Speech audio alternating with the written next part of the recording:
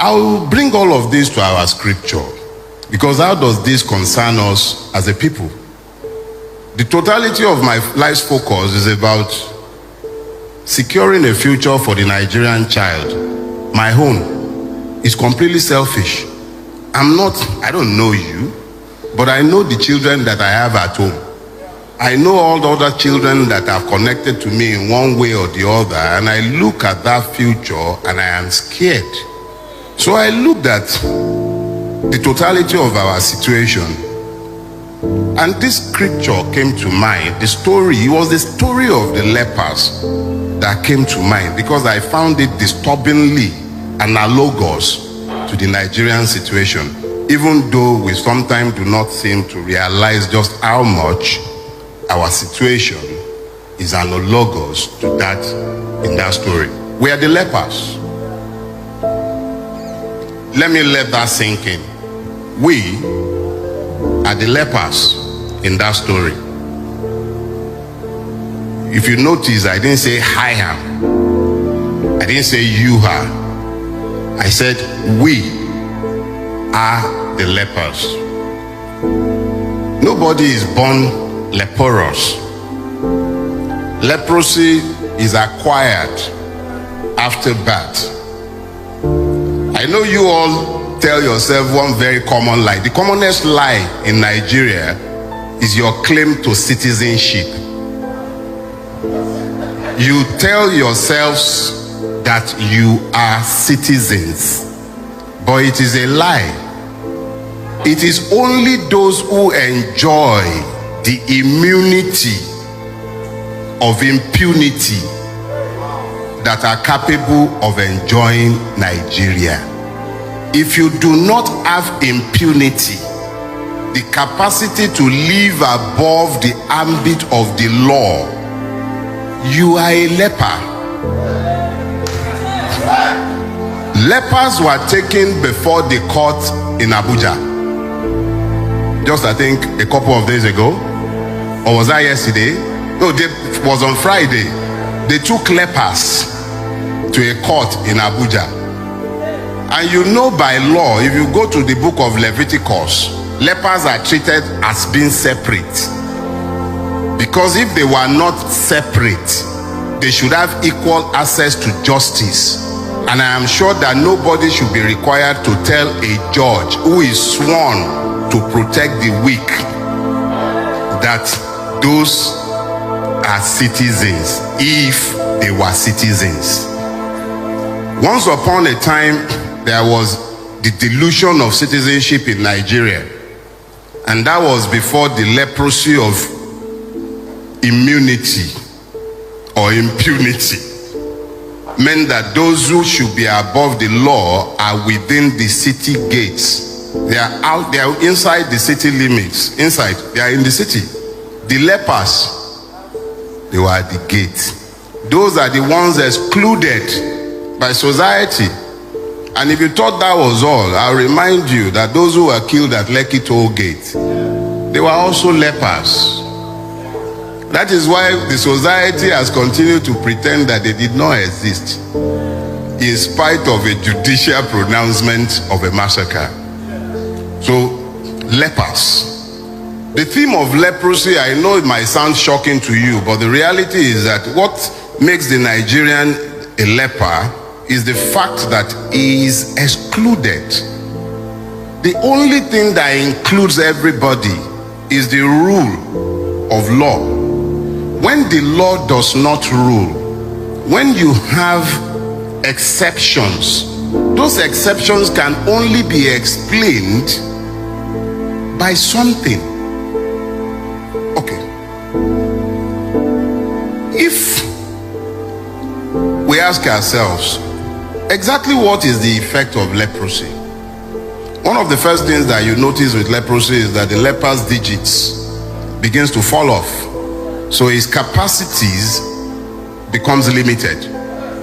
He can't even, Yorubas have a proverb, they say, abere bolo adete odete. It means that the needle fell off from the leprous finger, and now he has no way of picking it up. So it becomes a quandary.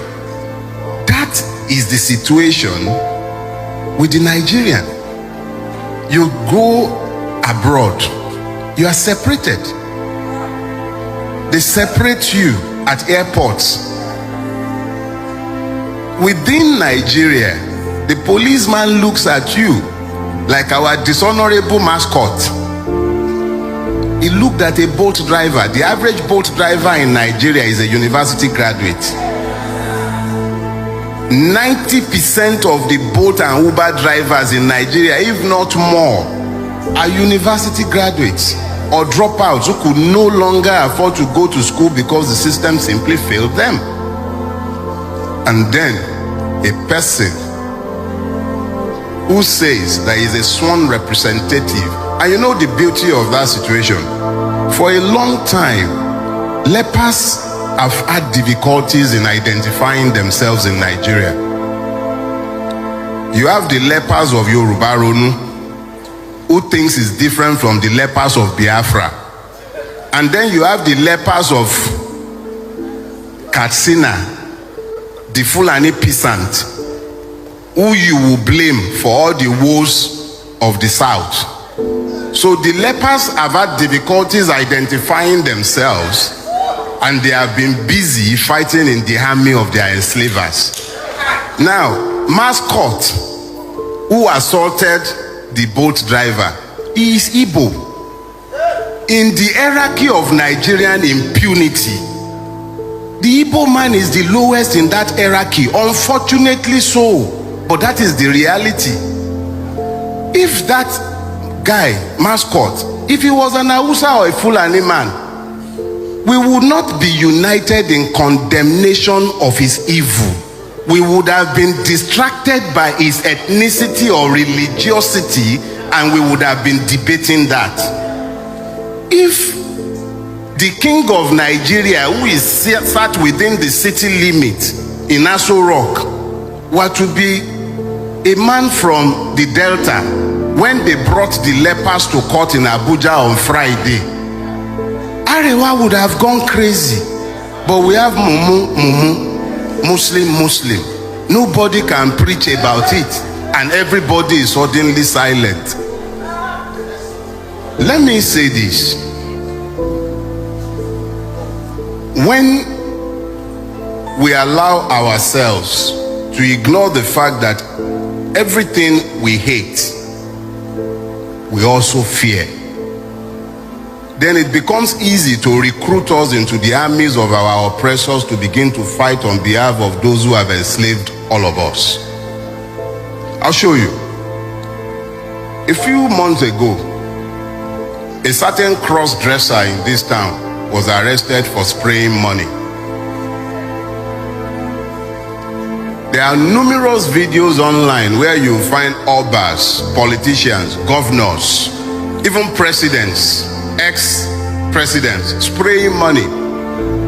But of course, EFCC is not meant for the like of them. It is the lepers that the EFCC must find. And of course, who is more leprous than the one who does not look like you? So we were all pressed into service in 18 Bobrisky to the point where we ignored that the law that was enforced against him is ignored in relation to others. Bobrisky, which is a paradox for Nigeria, the country we have all built, was now meant to go to jail. But of course, since the jail in Nigeria is meant for the poor and the weak, Bobrisky was able to assess the levels of injustice that is available to non-lepers. So he equalized with money.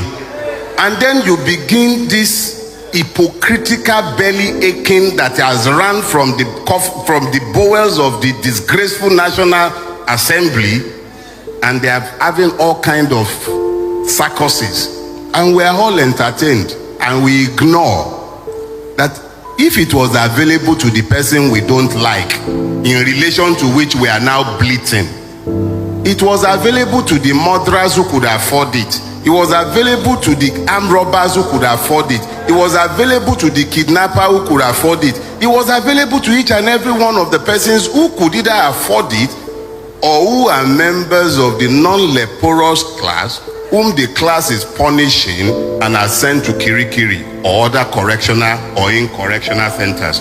The important thing that we all need to understand in this case is that there is a commonality to this affliction that we forget when we convince ourselves to embrace the hatred by which we have been divided.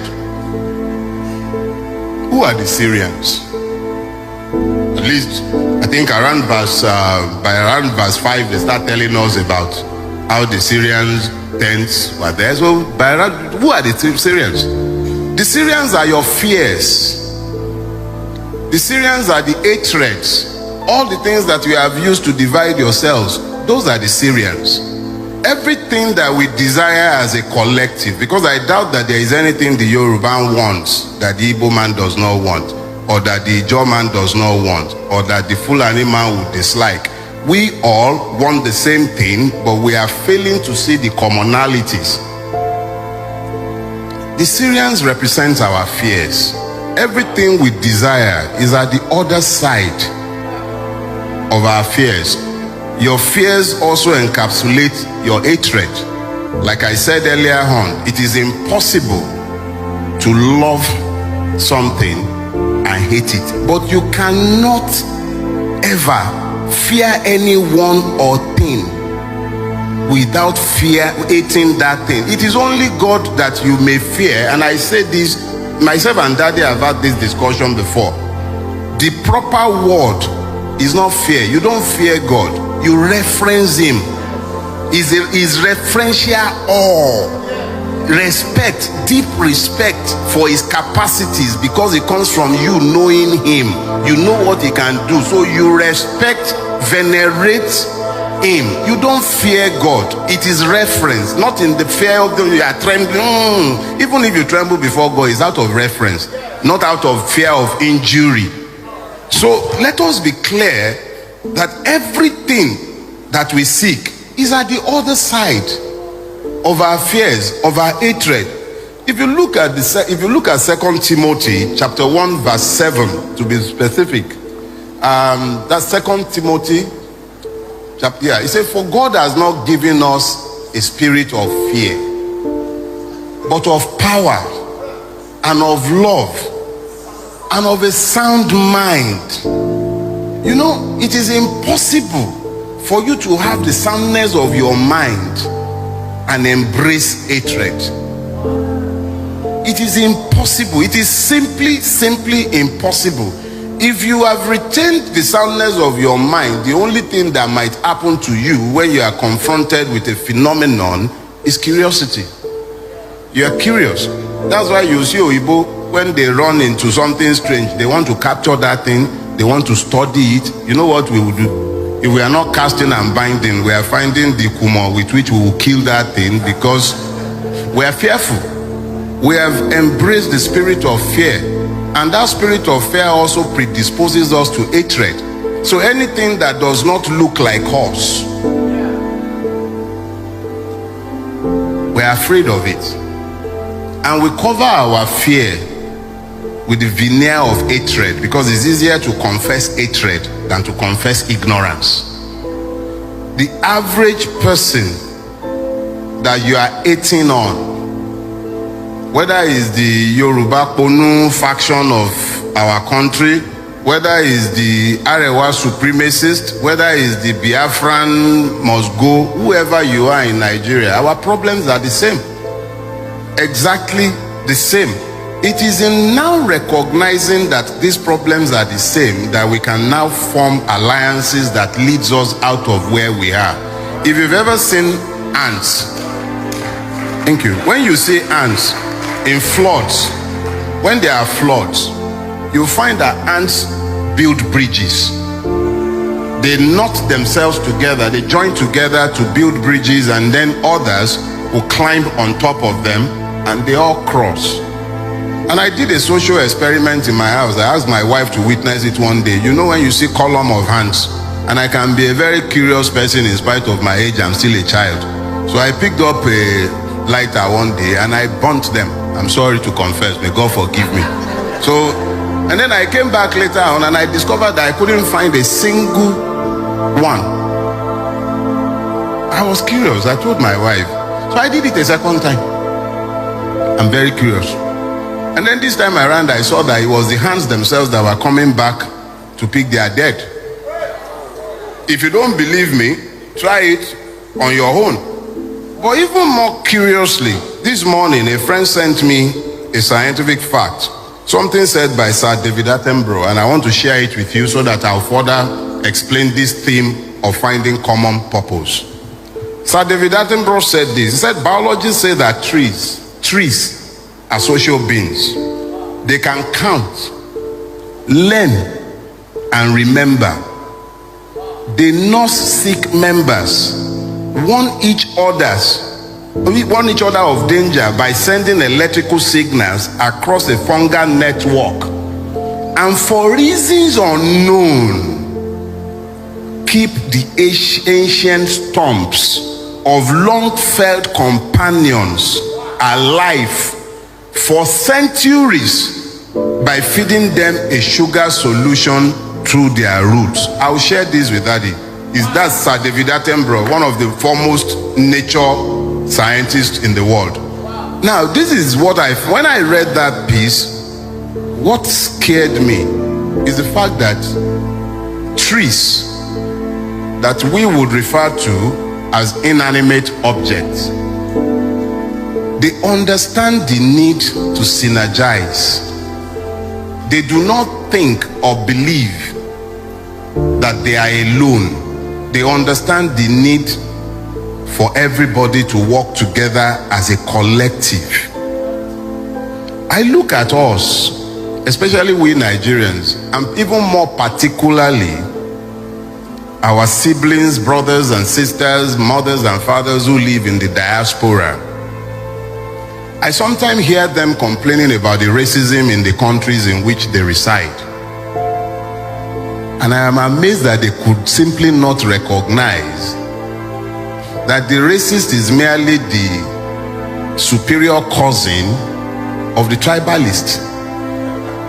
If you cannot accommodate the Igbo in your space, or you could not accommodate the Yoruba in your space, or you think the Fulani man is your problem, how do you say anything about the racist? The racist at least has the excuse of skin pigmentation. What's your own? So